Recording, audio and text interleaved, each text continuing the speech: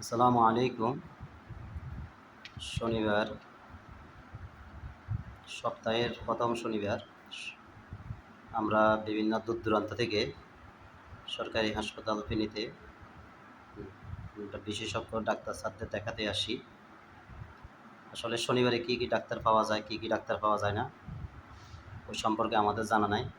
তবে কী ডাক্তার পাওয়া যাবে বা কী স্যারকে দেখানো যাবে ও তথ্য তথ্য ও তথ্য এখন বললাম না। শুধু কী ডাক্তার পাবেন না, কোন স্যারকে দেখাতে পারবেন না, শুধু ওই তথ্যটা দিলাম।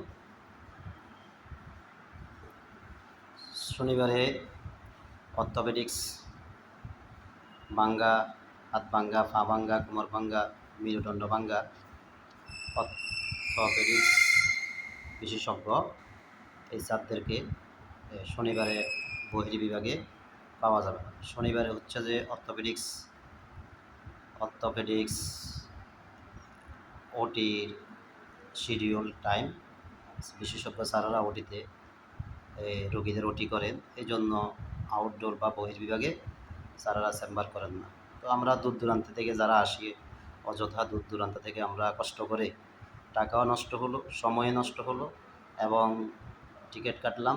আবার বিশেষজ্ঞ স্যারদেরকে কথা হচ্ছে যে একজন মেডিকেল অফিসার স্যারদের থেকে রেফার করি বিশেষজ্ঞ স্যারদেরকে দেখাইতে হবে। তো আমরা সকালে আসি, টিকিট কাটলাম, টিকিট কাটি মেডিকেল অফিসারদের স্যারদের রুমে গেলাম, ওখান থেকে রেফার করলো। এই 11টা-12টা বেজে গেল। তারপরে রুমে আসি, দেখলাম স্যার আজকে বসবে না। তো সকলের দৃষ্টি আকর্ষণ করছি, আমরা যারা অর্থোপেডিক্স বা ব্যথা বেদনা বা ভাঙ্গাচোরা অর্থোপেডিক্স স্যারকে দেখাবো, আমরা শনিবারে হসপিটালে আসা থেকে বিরত থাকি এবং আমরা শনিবার আসা বিরত থাকি। রবিবার, সোমবার আমরা যে কোনো একদিন, যে কোনো দিন আসবো। সকলকে ধন্যবাদ। আসসালামু আলাইকুম।